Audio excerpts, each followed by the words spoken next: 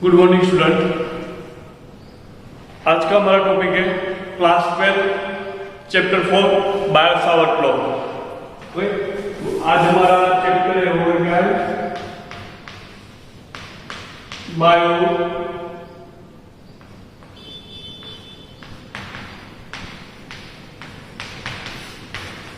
Bio Savart law. Okay, तो आज हम जो डिफाइन करने वाले हैं, इसको क्या डिफाइन करने वाले, बायो सावर्ट लॉ डिफाइन करने वाले हैं।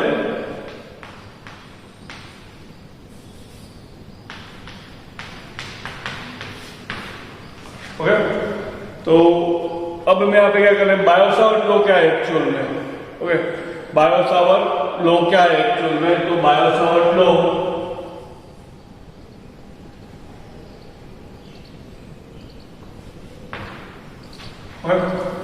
तो जब हम फर्स्ट चैप्टर में थे तब हमारी जो वहां मैग्नेटिक फील्ड इलेक्ट्रिक फील्ड थी, तो वहां हमारा वहां क्या करते थे, कूलम का लॉ को यूज करते थे और उससे हम क्या करते थे, मैग्नेटिक फील्ड फाइंड करते थे, इलेक्ट्रिक फील्ड फाइंड करते थे। यहाँ पे हमारा बायो सावर्ट लॉ है, वो बायो सावर्ट लॉ हमारा क्या देगा, मैग्नेटिक फील्ड देगा। क्या देगा, मैग्नेटिक फील्ड। जैसे वहां था उसी तरह यहाँ पे क्या देगा, वहां इसका देगा था इलेक्ट्रिक फील्ड दे रहा था, कूलम्स लॉ इसके फोर्स का इक्वेशन दे रहा था, उस टाइम पे क्या थे, इलेक्ट्रिक फील्ड दे रहे थे। यहाँ पे बायो सावर्ट लॉ क्या देगा, मैग्नेटिक फील्ड देगा, बस उसी तरह है। ओके, बायो सावर्ट लॉ में उसके आगे बात करते हैं। तो हमें कोई ऐसा वायर नहीं है जिसमें करंट क्या है, आई करंट, क्या है करंट आई। ओके, और हमें बोला है कि यहाँ पे कोई पी पॉइंट है, तो इस पी पॉइंट पे लगने वाला मुझे मैग्नेटिक फील्ड चाहिए। क्या चाहिए, मैग्नेटिक फील्ड। अब इस पे लगने वाला मैग्नेटिक फील्ड हमें चाहिए, तो हम क्या कर सकते हैं कि हम इस पूरे वायर का क्या कर सकते हैं, पूरे वायर से बनने वाला मैग्नेटिक फील्ड में क्या करना पड़ेगा, फाइंड करना पड़ेगा। तो उससे यहाँ से लगने वाला पी पॉइंट पे लगने वाला मैग्नेटिक फील्ड मिल सकता है। ओके, पर हम एक साथ पूरे वायर का मैग्नेटिक फील्ड हम फाइंड कर सकते हैं, नहीं कर सकते। हम पूरा वायर लेके मैं यहाँ पे पी पॉइंट पे मुझे मैग्नेटिक फील्ड फाइंड करने, तो मैं वो इस तरह फाइंड कर सकता नहीं करता। बायो सावर्ट लॉ क्या कह रहा है, बायो सावर्ट लॉ ये कह रहा है कि कोई हम डीएल लेंथ, क्या बोलते हैं, कोई वायर की कोई डीएल लेंथ होगी, इसके डीएल लेंथ ले ले, तो इसके डीएल लेंथ के लिए क्या कर सकते हैं, इसके यहाँ से हम पी पॉइंट की मैग्नेटिक फील्ड फाइंड कर सकते हैं। हम पूरे वायर की मैग्नेटिक फील्ड फाइंड नहीं कर सकते। एक डीएल लेंथ के लिए इसके डीएल लेंथ से लगने वाले मैग्नेटिक फील्ड का डीबी हम क्या कर सकते हैं, फाइंड कर सकते हैं। ओके, और हमें इसके पूरे वायर का को एक साथ इसका फाइंड नहीं कर सकते, हमें पूरे वायर का एक साथ फाइंड करना है। हम इसके तो हमें क्या करना है, डीएल से बीच पार्ट का क्या करना है, हमें मैग्नेटिक फील्ड फाइंड करनी पड़ेगी पी पे। ओके, फिर हम बाद में इसके इंटीग्रेशन करेंगे, फिर हम उसको बात कर हम मैग्नेटिक फील्ड फाइंड कर सकते हैं। ओके, अब देखो डीएल और पी के बीच का जो डिस्टेंस है उसको क्या बोलते हैं, आर बोलते हैं। क्या बोलते हैं, आर। इसके हमारा डी और पी है, उसके बीच के डिस्टेंस बोलते हैं आर, बोलते हैं आर। तो पी पे लगने वाला जो मैग्नेटिक फील्ड है बायो सावर्ट लॉ के मिलने वाला जो μ0/4π into I DL into R upon R cube. Okay, तो जो हमें मैग्नेटिक फील्ड मिलेगी वो क्या मिलेगी हमको, μ0/4π आईडीएल इंटू क्या आएगा हमारा, आईडीएल इंटू इसके cross R vector upon R cube. तो मैं हमको क्या मिलती है, मैग्नेटिक फील्ड मिलती है किसके लिए, हम डीएल लेंथ के लिए मिलती है। किसके लिए, डीएल लेंथ के लिए। अब देखो ये डीएल लेंथ के लिए मुझे क्या मिली है, मैग्नेटिक फील्ड मिली है, ये मुझे किसमें मिली, वेक्टर फॉर्म में मिली। किसका हमारा फॉर्मूला किसमें, वेक्टर में, किसमें वेक्टर में है, इसके हमें फॉर्मूला मिला, किसमें मिला, वेक्टर फॉर्म में मिला। किसमें मिला, वेक्टर फॉर्म में। अब देखो, अब यहाँ पे डीएल लेंथ का भी हमें डायरेक्शन लेना है। यहाँ पे डीएल कैसा लिया, वेक्टर लिया। क्या लिया, डीएल में कैसा लिया, डीएल में कैसा लिया, वेक्टर लिया है। और वो किसकी डायरेक्शन में होगा, अलोंग द जिसके करंट की डायरेक्शन में होगा। किसकी डायरेक्शन में, अलोंग द करंट। ओके, अब देखो करंट की डायरेक्शन में होगा, इसके जो हमारा डीएल है वो करंट की डायरेक्शन में होगा। करंट एक्चुअल में क्या है, और स्केलर क्वांटिटी।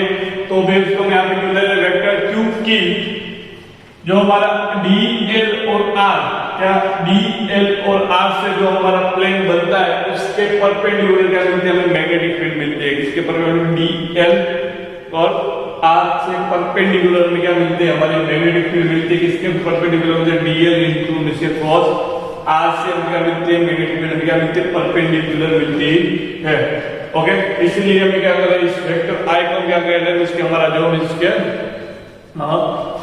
इसके करंट हमारा क्या है, स्केलर। तो यहाँ पे हम करंट की डायरेक्शन इसलिए ले रहे हैं क्योंकि डीएल लेंथ से क्या मिलता है हमको, आर डीएल इनटू आर से क्या मिलता है, इसकी डायरेक्शन मिलती है। अब देखो, अब हमारा डीएल लेंथ है वो इस डायरेक्शन में है और हमारा जो आर है वो इस डायरेक्शन में। सिंपल समझे, तो हमारा डीएल है इस डायरेक्शन में और हमारा आर है वो यहाँ पे है। इन दोनों के बीच का एंगल कितना है, 90 है। कितना है, 90। तो मैं डीएल आर है, इसको मैं इस तरह लिख सकता हूं, DL are sine theta. Okay, और साइन थीटा है तो इसके हमारा एंगल कितना हो जाएगा, डीएल आर साइन थीटा में से 90 का एंगल है तो हमारा साइन थीटा क्या हो जाएगा, 1 हो जाएगा। तो डीएल आर होगा। ओके, अब देखो मैं क्या कर रहा हूं कि डीबी में इसके वैल्यू रख देता हूं, क्या है, mu 0 4 pi, okay, into I DL R R Q. R क्या हो जाएगा, कैंसिल हो जाएगा। तो क्या है, mu 0 4 pi I DL upon R square. तो हमारे क्या होगा, डीबी का जो हमारा क्या होगा, स्केलर फॉर्मूला होगा। क्या फॉर्मूला होगा, स्केलर। ओके, तो ये हमारा कैसा फॉर्मूला, स्केलर फॉर्मूला। इसका जो हमारा डीबी म्यू 0 अपॉन 4 पाई है वो हमारा कैसा फॉर्मूला, स्केलर फॉर्मूला होगा। ओके, जहां पे थीटा क्या है, वहां पे थीटा क्या है, डीएल और आर के बीच का क्या है, एंगल है। क्या है हमारा, डीएल और आर के बीच का जो एंगल है वो हमारा क्या है, थीटा है। ओके, तो क्या है हमारा क्या है, स्केलर फॉर्म है। ओके, तो सिंपल है कि यहाँ पे हमारा क्या, इसके हमारा जो म्यू 0 4 पाई है उसकी जो वैल्यू होगी कितना होगा, -7 होगा। क्या होगा, -7। और जो हमारा म्यू है, इसके जो हमारा म्यू, तो वो क्या है कि परमिएबिलिटी क्या है, वो हमारी permeability permeability of free space. क्या है, परमिएबिलिटी ऑफ फ्री स्पेस। इसके म्यू 0 है हमारा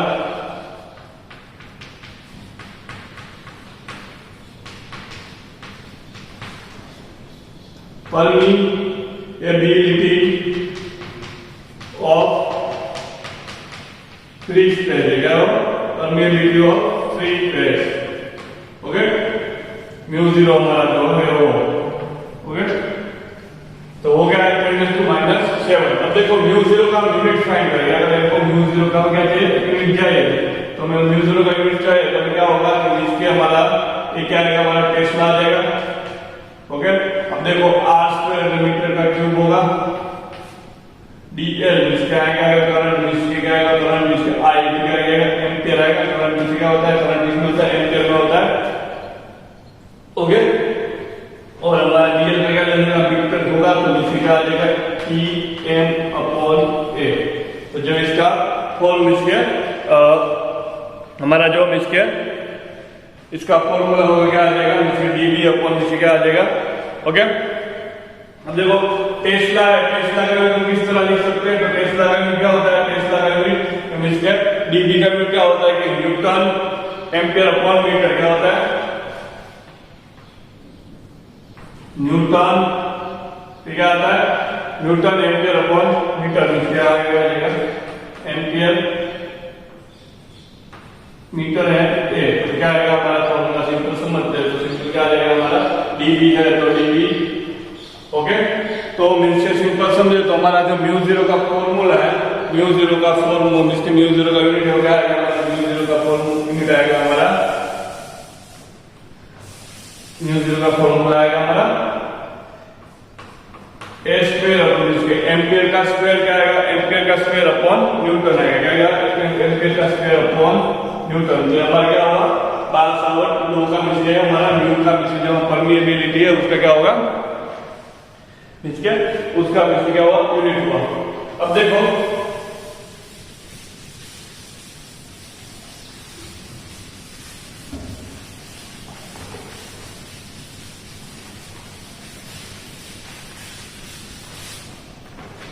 अब इसके हमारा एक फर्स्ट पॉइंट है, तो इसके हमारा फर्स्ट पॉइंट क्या है, थीटा 0 होगा, क्या होगा थीटा 0 होगा, क्या होगा थीटा हमारा क्या हो जाएगा 0, तो साइन थीटा इससे क्या हो जाएगा हमारा थीटा 0 है, थीटा कितना होगा 180, क्या होगा 180।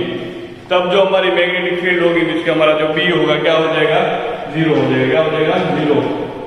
फिर सेकंड पॉइंट थीटा कितना होगा 90, तब हमारी जो इसके मैग्नेटिक फील्ड होगी वो क्या हो जाएगी मैक्सिमम मिलेगी, कितनी मिलेगी हमको मैक्सिमम। ओके, अब देखो ये डीबी है तो मुझे क्या करना, मुझे पूरे वायर के लिए मैंने क्या एक डीएल लेंथ के लिए फाइंड करा था, किसके लिए फाइंड किया था डीएल लेंथ के लिए, तो मुझे टोटल वायर के लिए चाहिए तो मुझे क्या करना है, इसका क्या कर देना, मुझे इंटीग्रेशन कर देना, क्या कर देना इंटीग्रेशन, इंटीग्रेशन में क्या आएगा डीबी, दोनों साइड में इंटीग्रेशन करें तो mu 0 upon 4 pi I dl upon r का स्क्वायर, इन दोनों का इंटीग्रेशन करेंगे तो हमें क्या मिल जाएगा, पूरे का पूरा वायर मिक्सचर में पूरा का पूरा वायर का हमको मिल जाएगा, पूरे के पूरे वायर की हमको मैग्नेटिक फील्ड मिल जाएगी। अब देखो यहाँ पे हमारा डीबी है, ओके तो हमारा डीबी है वो डायरेक्ट प्रोपोर्शनल है, सॉरी इनवर्सली प्रोपोर्शनल है आर स्क्वायर के, इसके आर स्क्वायर के डिस्टेंस जितना बढ़ेगा, जिसके डिस्टेंस का इसके डिस्टेंस जितना बढ़ेगा वायर और हमारा जिस पॉइंट को हम फाइंड करने वाला है मैग्नेटिक फील्ड, उन दोनों के बीच का डिस्टेंस बढ़ेगा तो क्या होगी मैग्नेटिक फील्ड कम होगी। एस लाइक एस, जिसके आप समझ रहे कि वो इसके क्या आता है इसमें, जिसके हम जब इलेक्ट्रिक फील्ड लेते हैं फिर उसमें भी इस तरह ही आता है, ओके इलेक्ट्रिक फील्ड लेते हैं उसमें भी इस तरह आता है, तो इसकी इलेक्ट्रिक फील्ड भी जैसा ही है। ओके, अब देखो मींस की इलेक्ट्रिक फील्ड और क्या मींस की मैग्नेटिक फील्ड किस पे डिस्टेंस पे ही डिपेंड रहती है और किस पे डिस्टेंस किस पे इनवर्सली रहती है। ओके, अब देखो अब हमें क्या बोला है कि हमारा जो इसके सोर्स है, क्या है सोर्स, पॉइंट नंबर 5 जो हमारा सोर्स है, क्या है हमारा सोर्स, तो मींस के हमारा सोर्स कितना आइडियल है, उससे कैसा है इसके डायरेक्ट प्रोपोर्शनल है, बी हमारा आइडियल से कैसा है, बी हमारा आइडियल से कितना डायरेक्ट प्रोपोर्शनल है सोर्स से। ओके, और इसी तरह इलेक्ट्रिक फील्ड भी कैसी है, इलेक्ट्रिक फील्ड भी कैसे है, बी से कैसी है, इसके वो भी कैसे है सोर्स से डायरेक्टली प्रोपोर्शनल है, कैसे है सोर्स से कैसे डायरेक्टली प्रोपोर्शनल है। ओके, अब देखो ये हमारी क्या होगी इलेक्ट्रिक फील्ड, अब देखो इलेक्ट्रिक फील्ड और दोनों मैग्नेटिक फील्ड में क्या है, दोनों में इसकी इक्वालिटी है कि दोनों कैसे इस तरह डायरेक्टली प्रोपोर्शनल है, दोनों में इसके दोनों किस में डिस्टेंस पे डिपेंड है, दोनों किस पे है सोर्स से सोर्स पे डिपेंड है। ओके,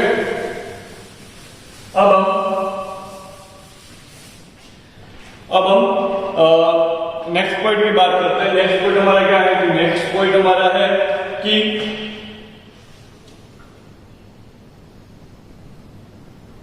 अब देखो यहाँ पे जो डिफरेंट है, तो जैसे जो हमारा क्यू है वो कैसा वेक्टर है, कैसा है वेक्टर, तो क्या जो हमारी इलेक्ट्रिक फील्ड बनती है किससे बनती है, वेक्टर सोर्स से बनती है, किससे बनती है, किससे बनती है वेक्टर सोर्स से, किससे वेक्टर,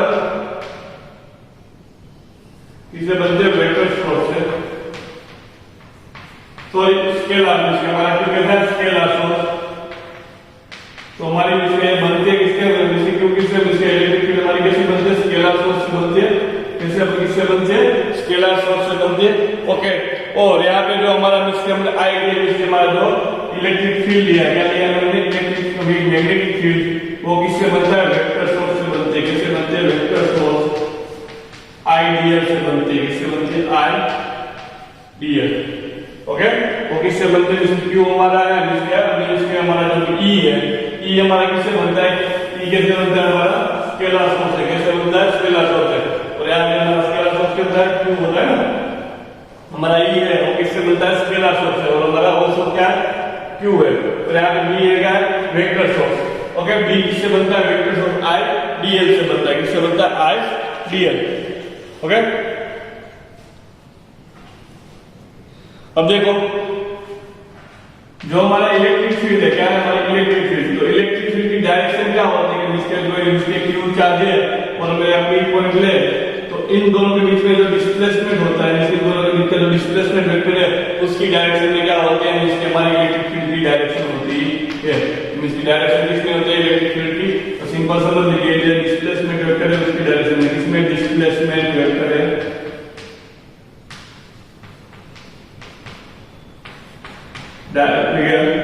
डिस्प्लेसमेंट वेक्टर की डायरेक्शन में होती है इलेक्ट्रिक फील्ड सोर्स, और इसके हमने जो पॉइंट बी लिया है उसके बीच में जो डिस्प्लेसमेंट वेक्टर है उसकी डायरेक्शन में होती है, और हमारा जो इसके बी, इसके हमारी बी है, बी हमारा क्या है, मैग्नेटिक फील्ड है, तो मैग्नेटिक फील्ड की जो डायरेक्शन है क्या है, मैग्नेटिक फील्ड की जो डायरेक्शन है वो किसकी डायरेक्शन में होती है, तो सिंपल समझे तो क्या होती है कि जो हमारा प्लेन बनता है किससे, जो हमारा प्लेन बनता है, प्लेन किससे बनता है, तो प्लेन हम समझ लें कि हमारा प्लेन किससे बनता है, डीएल, और आई से कैसे होती है, इन दोनों से कैसे होती है, लंब होती है, इसके से इन दोनों के जो प्लेन बनता है उससे क्या होती है, उससे हम इसके वो लंब होता है, इसके क्या सॉरी इससे क्या होता है, वो परपेंडिकुलर होती है, ओके। अब देखो कि अब यहाँ पे जो पढ़ रहे हो, क्या पढ़ रहे हैं हम अभी यहाँ पे जो पढ़ रहे हो, इसका फिर क्या पढ़ रहे हैं, इलेक्ट्रिक और मैग्नेटिक दोनों की बात की, ओके। अब जो हमारा इलेक्ट्रिक है इसके अभी यहाँ पे क्या करें कि करंट की वजह से क्या कर रहे हैं, करंट की वजह से क्या मिलता है, मैग्नेटिक फील्ड मिलता है, क्या मिलता है, करंट की वजह से क्या मिलता है, मैग्नेटिक फील्ड मिलता है। पर अब नेक्स्ट हम बात करेंगे तो क्या करेंगे कि मैग्नेट के जरिए क्या इससे क्या बनता है, करंट बनता है, क्या बनता है, मैग्नेट के जरिए से इसके मैग्नेट हम क्या लेते हैं, सोर्स से उससे क्या बनता है, करंट बनता है, तो उसके क्या हम नेक्स्ट टॉपिक में बात करेंगे। पर यहाँ पे हम क्या समझना है कि जो हमारा अराउंडिंग सराउंडिंग मीडियम में जो भी वेव्स है, क्या है वेव्स, इसके वेव्स कैसे है, इसको लाइट वेव कहता है, वेव्स वो सभी कैसे इलेक्ट्रोमैग्नेटिक से बने हुए, कैसे इलेक्ट्रोमैग्नेटिक से बने हुए, सिंपल समझ लीजिए अराउंड मीडियम में जो हमारे इसके हुए वो कैसे इलेक्ट्रोमैग्नेटिक से बने हुए, इसके हमारा जो लाइट है, इसके सन से जो लाइट आ रही है वो भी क्या इलेक्ट्रोमैग्नेटिक वेव्स का पार्टी है, ओके। तो अभी क्या हम कर रहे हैं, तो अभी हम इलेक्ट्रिक और मैग्नेटिक दोनों कैसे बन रहे हैं, सेपरेटली पढ़ रहे हैं, पर हमारा जो नेक्स्ट इसके आगे हमारे चैप्टर आएंगे तो हम क्या करेंगे, तो इलेक्ट्रोमैग्नेटिक दोनों क्या करेंगे, साथ में पढ़ेंगे, क्या बनेंगे, साथ में, हम दोनों को इसके हम साथ में स्टडी करेंगे, ओके।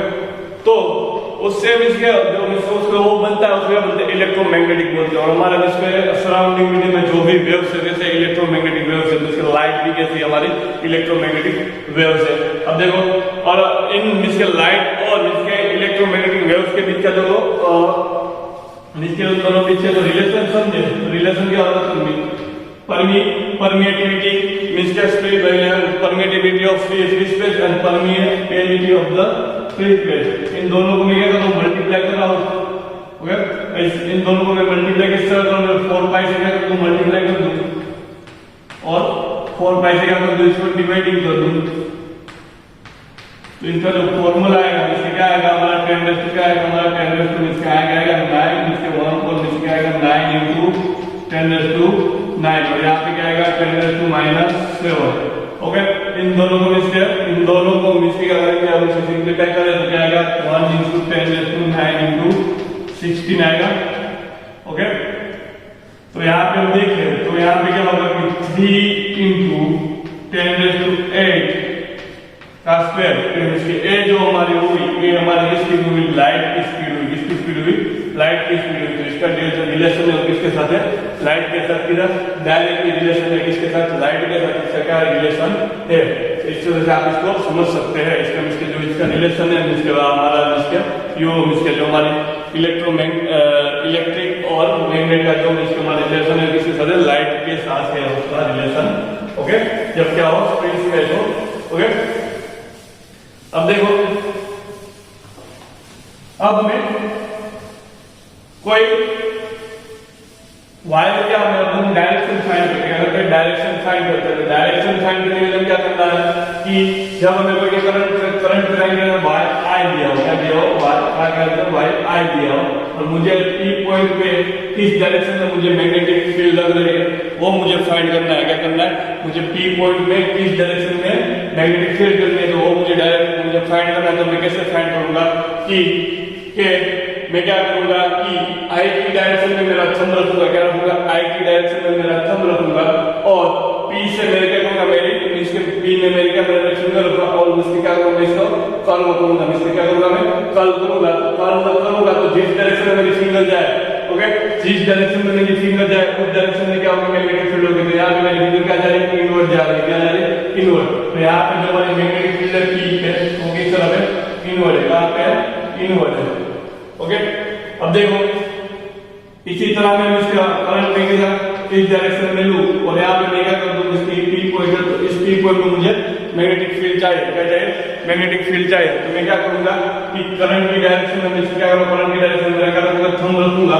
ओके, और फिर क्या करूंगा, मैं इसे सिंपली कर्ल करूंगा।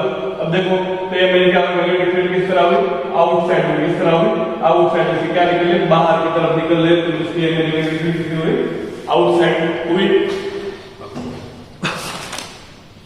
ओके, अब देखो ये हमने कैसे किया, कर्ल के रूल से हमने इस तरह किया, हमने राइट एंड थंब रूल से किया। किससे किया, राइट एंड थंब रूल से। अब देखो मैं यहाँ पे क्या कर रहा हूँ, अब मैं यहाँ पे स्क्रू रूल से कर रहा हूँ। किसके कर रहा हूँ, स्क्रू रूल से। इसके हमारा ये हमारा थीटा है, ये हमारा डीएल है, और ये हमारा क्या आई आ गया, क्या इसके सॉरी ये हमारा क्या हुआ, आर हुआ। क्या हुआ, आर। अब देखो हमें क्या करना है, इसमें हमारा डीएल इंटू आर है ना,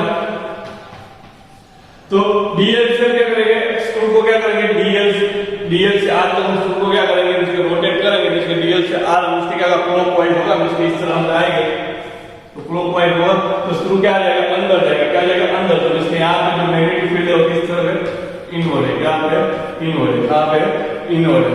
ओके, और क्या कर सकते हैं, राइट हैंड पाम रूल भी यूज कर सकते हैं। राइट हैंड पाम रूल से भी हम यहाँ पे क्या कर सकते हैं, जिससे हमारी मैग्नेटिक फील्ड फाइंड कर सकते हैं। हमारा राइट हैंड पाम रूल क्या है कि अब देखो मुझे पाम रूल से मुझे क्या करना है, मुझे जिस डायरेक्शन में मेरा आर हो, इस डायरेक्शन में क्या मेरा फिंगर रखनी है। ओके, और आई की और एल की डायरेक्शन, आई और एल, क्या आई दिया हो तो आई, एल दिया हो तो एल, एल और आई की डायरेक्शन में मुझे क्या रखना है, मेरा थंब रखना है। ओके, और आर की डायरेक्शन में मुझे क्या रखना है, मेरी फिंगर रखनी है। और जिस डायरेक्शन में मेरा पंप सॉरी जिस डायरेक्शन में मेरा पाम क्या करेगा, मेरा जिस डायरेक्शन में मेरा पाम क्या करेगा, उसके होल्ड करेगा, उस डायरेक्शन में हम क्या मेरी क्या होगी, हमारी क्या होगी, मैग्नेटिक फील्ड होगी। ओके, तो यहाँ पे हमारा क्या 12 शावट लोग फिनिश हो रहा है। अब यहाँ से